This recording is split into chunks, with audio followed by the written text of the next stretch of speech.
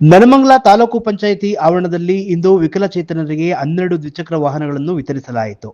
ಶಾಸಕ ಶ್ರೀನಿವಾಸಯ್ಯ ಅವರ ಅಧ್ಯಕ್ಷತೆಯಲ್ಲಿ ಟೇಪ್ ಕಟ್ ಮಾಡುವುದರ ಮೂಲಕ ಈ ಕಾರ್ಯಕ್ರಮ ನೆರವೇರಿದ್ದು, ವಿಕಲಚೇತನರಿಗೆ ಸಿಹಿ ಹಂಚುವುದರ ಮೂಲಕ ಈ ಕಾರ್ಯಕ್ರಮ ನೆರವೇರಿತು.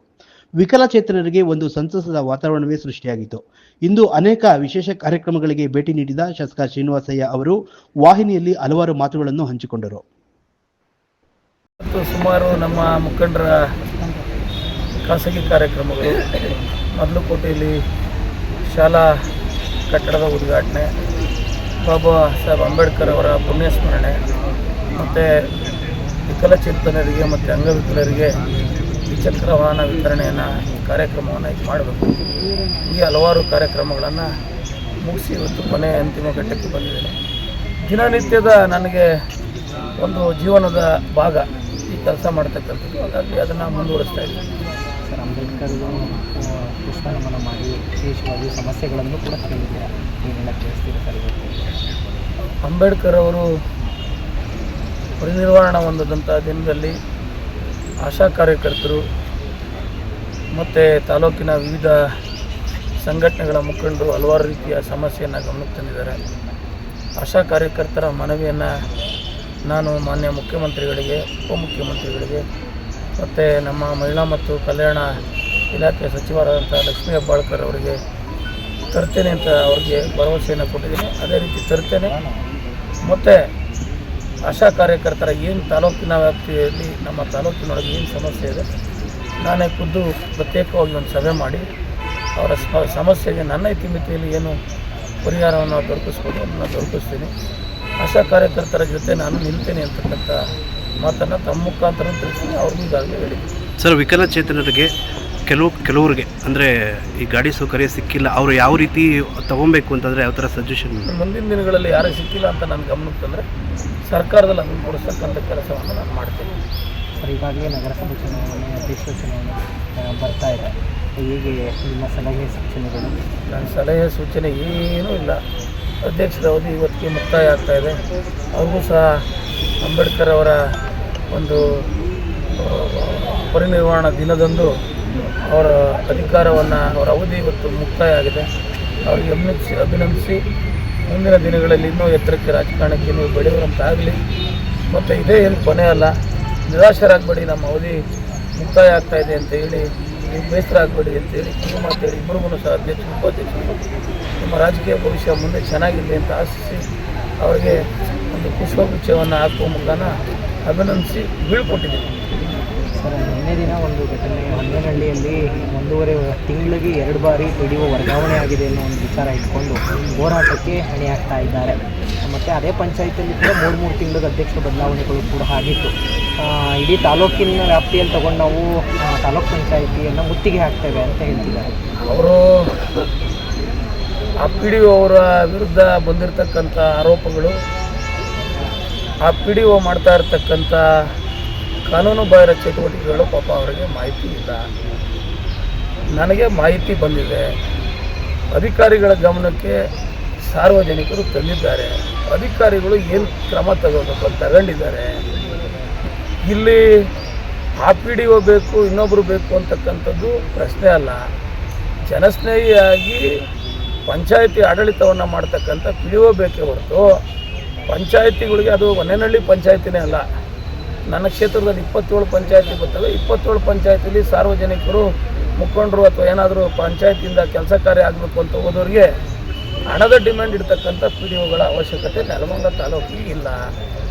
ಹಿಂದೆ ಇದ್ದಂಥ PDOಗಳು ಯಾವ ರೀತಿ ಕೆಲಸ ಮಾಡ್ತಾಯಿದ್ರು, ಇವತ್ತು PDOಗಳು ಯಾವ ರೀತಿ ಕೆಲಸ ಮಾಡ್ತಾಯಿದ್ದಾರೆ ಅಂತಕ್ಕಂಥದ್ದು ಅಧಿಕಾರಿಗಳಿಗೆ ಮಾಹಿತಿ ಇದೆ. ನನಗೆ ಬೇಕಾಗಿರ್ತಕ್ಕಂಥದ್ದು ನೆಲಮಂಗಲ ತಾಲೂಕಿನ ಜನತೆಯ ಸರ್ಟಿಫಿಕೇಟೇ ಹೊರತು BJP JDS ಪಕ್ಷದ ಮುಖಂಡರ ಸರ್ಟಿಫಿಕೇಟು ನನಗೆ ಅಗತ್ಯತೆ ಇಲ್ಲ. ಜನರ ಸರ್ಟಿಫಿಕೇಟು ಇನ್ನು 5 ವರ್ಷಕ್ಕೆ ಚುನಾವಣೆ ಬರ್ತದಲ್ಲ, ಆವತ್ತು ಜನರ ತೀರ್ಮಾನ ಮಾಡಲಿ. ನಾನು ಭ್ರಷ್ಟಾಚಾರವಾಗಿ ರಹಿತವಾಗಿರ್ತಕ್ಕಂಥ ಆಡಳಿತವನ್ನು ಕೊಡಬೇಕು. ಯಾವುದೇ ಅಧಿಕಾರಿಗಳ ಹತ್ರ ನಾನು ಹಣವನ್ನು ತೆಗೆದುಕೊಂಡು, ನಾನು ಹಿಂದೆ ಇದ್ದಂಥ ಸಂಪ್ರದಾಯ ಆಗೋಗಿತ್ತು ನೆಲಮಂಗಲ ತಾಲೂಕಲ್ಲಿ, ಆ ಸಂಪ್ರದಾಯವನ್ನು ಮುರಿದು ಹೊಸ ಸಂಪ್ರದಾಯಕ್ಕೆ ನಾನು ಮುನ್ನುಡಿ ಬರೆದಿರ್ತಕ್ಕಂಥ ಸಂದರ್ಭದಲ್ಲಿ ನನಗೆ ಬೇರೆ ಬೇರೆಯವರು ಸರ್ಟಿಫಿಕೇಟ್ ಕೊಡೋಕ್ಕೆ ಬಂದರೆ ಆ ಸರ್ಟಿಫಿಕೇಟ್ನ ನಾನು ಯಾವಾಗ ತಿರಸ್ಕಾರ ಮಾಡ್ತೇನೆ. ಈ ತಾಲೂಕಿನ ಆಡಳಿತನ ಯಾವ ರೀತಿ ಮಾಡಬೇಕು ಅಂತೇಳಿ ಜನ ನನಗೊಂದು ಸ್ಪಷ್ಟವಾಗಿರ್ತಕ್ಕಂಥ ಜನಾದೇಶವನ್ನು ಕೊಟ್ಟು 85,000 ಜನ ಮತ ಹಾಕಿದ್ದಾರೆ. ಅವ್ರಿಗೆ ತೃಪ್ತಿ ಆದಂಗೆ ಅಧಿಕಾರನ ನಾವು ಮಾಡ್ತಾ ಇದ್ದೇನೆ. ಜನರು ಬಂದು ಹೇಳಿ ನನಗೆ ಯಾವ PDO ಇಂದ ಏನು ಅಂತ, ಅವೆಲ್ಲ ಮಾಧ್ಯಮದಲ್ಲಿ ಹೇಳ್ತಕ್ಕಂಥದ್ದಲ್ಲ, ನನಗೂ ಮಾಹಿತಿ ಇದೆ. ಜನರ ಕೈಲಿ ಪ್ರೆಸ್ ಮೀಟ್ ಮಾಡಿಸ್ತಕ್ಕಂಥದ್ದು, ಮುಖಂಡರ ಕೈಲಿ ಪ್ರೆಸ್ ಮೀಟ್ ಮಾಡಿಸ್ತಕ್ಕಂಥದ್ದು ಅವೆಲ್ಲ ನೋಡ್ಕೊಂಬಂದೆ. ನಾವು ಎಲ್ಲ ತಾಲೂಕಿನ ಆಡಳಿತ ನೋಡ್ತಾ ಇರೋದು. ಒಳ್ಳೆ ಅಧಿಕಾರಿಗಳಿಗೆ ಏನು ಬೆಂತಟ್ಟು ಕೆಲಸ ಮಾಡಿಸ್ತಾ ಇದ್ದೀನಿ ಅಂತ ಈ ತಾಲೂಕಲ್ಲಿ ಎಲ್ರಿಗೂ ಮಾಹಿತಿ ಇದೆ. ಒಳ್ಳೆಯವ್ರಿಗೆ ನಾನೇ ರೆಡ್ ಕಾರ್ಪೆಟ್ ಹಾಕಿ ಅವಕಾಶ ಮಾಡಿಕೊಡ್ತೀನಿ. ಆ PDO ಅವ್ರನ್ನ 2 ಸಾರಿ ಹಾಕಿರೋದು 3 ಸಾರಿ ಹಾಕಿರೋದು ನನ್ನ ಗಮನಕ್ಕಿಲ್ಲ. ನಾನು ವಿನಾಕಾರಣ ಸರ್ಕಾರದ ಆಡಳಿತದಲ್ಲಿ ಕೈ ತೋರಿಸಲ್ಲ. ನನಗೆ ಸಮಸ್ಯೆ ಇದೆ, ತೊಂದರೆ ಆಗ್ತಾಯಿದೆ, ಸಾರ್ವಜನಿಕರಿಗೆ ತೊಂದರೆ ಆಗ್ತಾಯಿದೆ ಅಂತಕ್ಕಂಥಾಗ ಈ ತಾಲೂಕಿನಲ್ಲಿ ಯಾವುದ್ಯಾವುದು PDO ಇರ್ಬೋದು, ತಾಲೂಕು ಪಂಚಾಯತಿ ಆಫೀಸ್ ಇರ್ಬೋದು, ನಮ್ಮ ತಹಸೀಲ್ದಾರ್ ಅವರ ಆಫೀಸ್ ಇರ್ಬೋದು, ಅವಂಥ ಸಂದರ್ಭದಲ್ಲಿ ಮಾತ್ರ ನಾನು ನನ್ನ ಗಮನಕ್ಕೆ ಬಂದಂಥ ವಿಚಾರವನ್ನು ನಾನು ಕ್ರಮ ಕೈಗೊಂಡ್ರಿ ಅಂತ ಹೇಳ್ತೀನಿ ಹೊರತು ಹೊನ್ನೇನಹಳ್ಳಿ PDO ಆಗಿರ್ತಕ್ಕಂಥ ವಿಚಾರದಲ್ಲಿ ನನಗೆ ಗೊತ್ತಿಲ್ಲ. ಹಿಂದೆ ಯಾಕಾಗಿತ್ತೋ ಆ PDO ಅವ್ರನ್ನೇ ಕೇಳಬೇಕು, ಇವತ್ತೇನಕ್ಕಾಗಿದೆ ಅಂತಲೇ ಆ ಅಧಿಕಾರಿಗಳನ್ನ ಕೇಳಬೇಕು.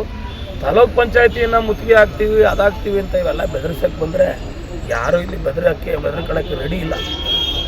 ಕಾನೂನಿದೆ. ಏನು ನಾನು MLA ಆದ ತಕ್ಷಣ ನಾನು ಹೇಳಿದ್ದೆಲ್ಲ ಮಾಡಿಬಿಡ್ತಾರೆ ಅಧಿಕಾರಿಗಳು. ಸರ್ಕಾರದ ರೀತಿ ನೀತಿ ಕಾನೂನಿನ ಅನುಗುಣವಾಗಿ ಮಾಡ್ತಾರೆ. ಪಾಪ ಅವ್ರ ಅತೃಪ್ತಿ ಅಸಂತೃಪ್ತಿ ಏನಾಯ್ತೋ ಗೊತ್ತಿಲ್ಲ. ನಾವು ಜನರ ಸೇವೆ ಮಾಡ್ತಕ್ಕಂಥ ಅಧಿಕಾರಿಗಳಿಗೆ ಅವಕಾಶವನ್ನು ಕೊಡಬೇಕು, ಅವಕಾಶವನ್ನು ಕೊಡ್ತೀವಿ.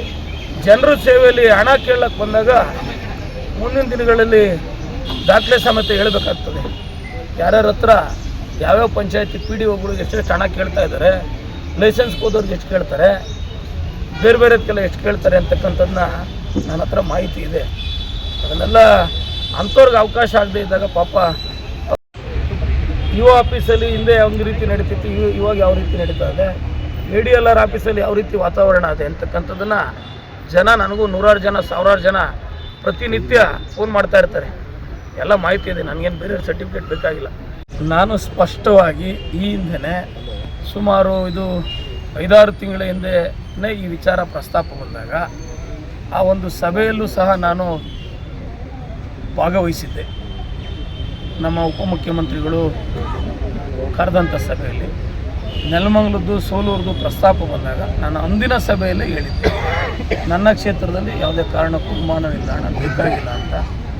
ಆ ವಿಮಾನ ನಿಲ್ದಾಣ ಬರ್ತಕ್ಕಂಥ ಸಂದರ್ಭದಲ್ಲಿ ರೈತರ ಸಾವಿರಾರು ಎಕರೆ ಫಲವತ್ತಾದ ಜಮೀನು ಏನಿವತ್ತು ಪರಿಹಾರ ಕೊಡ್ಬೋದು.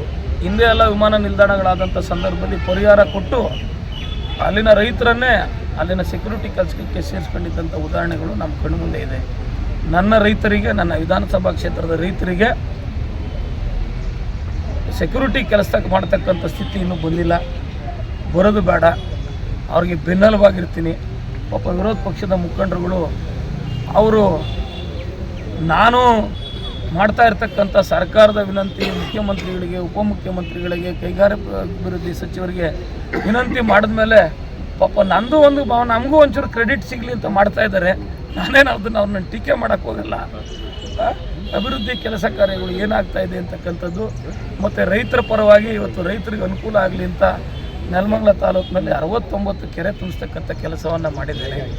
ಸುಮಾರು 300ರಿಂದ 400 ಕೋಟಿ ವೆಚ್ಚದ ಅದು ಕಾಮಗಾರಿ. ಇಂಥ ಸಂದರ್ಭದಲ್ಲಿ ರೈತರಿಗೆ ಏನೆಲ್ಲ ಕಷ್ಟ ಸುಖಗಳಿಗೆ ನಾನು ಸ್ಪಂದಿಸ್ತಾ ಇದ್ದೀನಿ.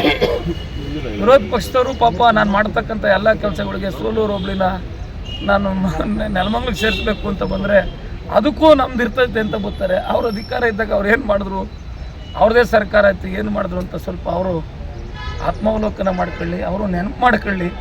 ನಾನೇನು ಅವ್ರನ್ನ ಯಾವತ್ತೂ ಟೀಕೆ ಮಾಡೋಕ್ಕೋಗಲ್ಲ. ನನ್ನ ಕೆಲಸ ನಾನು ಮಾಡ್ಕೊಂಡು ಹೋಗ್ತೀನಿ.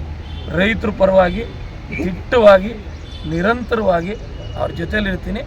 ಯಾವುದೇ ಕಾರಣಕ್ಕೂ ನೆಲಮಂಗಲ ವಿಧಾನಸಭಾ ಕ್ಷೇತ್ರದಲ್ಲಿ ನಾನು ವಿಮಾನ ನಿಲ್ದಾಣ ಮಾಡ್ತಕ್ಕಂಥದ್ದಕ್ಕೆ ಅವಕಾಶವನ್ನು 100% ಕೊಡಲ್ಲ. ಯಾವುದು ಹೋರಾಟ ಮಾಡ್ತಕ್ಕಂಥ ಸಂದರ್ಭ ಏನಲ್ಲ. ನನ್ನ ಮನವಿಗೆ, ನನ್ನ ಕೂಗಿಗೆ ಸರ್ಕಾರ ಇದುವರೆಗೂ ಎಲ್ಲ ಕೂಗಿಗೂ ಸ್ಪಂದಿಸಿದೆ. ಇದಕ್ಕೂ ಈಗಾಗಲೇ ನನಗೆ DK ಶಿವಕುಮಾರ್ ಅವರು ಮತ್ತು ಮಾನ್ಯ ಮುಖ್ಯಮಂತ್ರಿಗಳಾಗಿರ್ತಕ್ಕಂಥ ಸಿದ್ದರಾಮಯ್ಯನವರು ನನಗೆ ಭರವಸೆಯನ್ನು ಕೊಟ್ಟಿದ್ದಾರೆ. ವಿರೋಧ ಪಕ್ಷದವರು ಏನು ತಲೆ ಕೆಡಿಸ್ಕೊಳ್ಳೋದು ಬೇಡ. ಅವ್ರಿಗೂ ಹೇಳ್ತೀನಿ, ಇಲ್ಲಿ ವಿಮಾನ ನಿಲ್ದಾಣ ಮಾಡಲಿಕ್ಕೆ ನಾನು ಸರ್ಕಾರದಿಂದ ಬೇಡ ಅಂತ ಹೇಳಿದ್ದೀನಿ. ಸರ್ಕಾರ ಸ್ಪಂದಿಸಿದೆ. ನೀವು ಗಾಬರಿ ಆಗೋದೇನು ಬೇಡ, ಇಲ್ಲಿ ವಿಮಾನ ನಿಲ್ದಾಣ ಬರುತ್ತೆ ಅಂತ.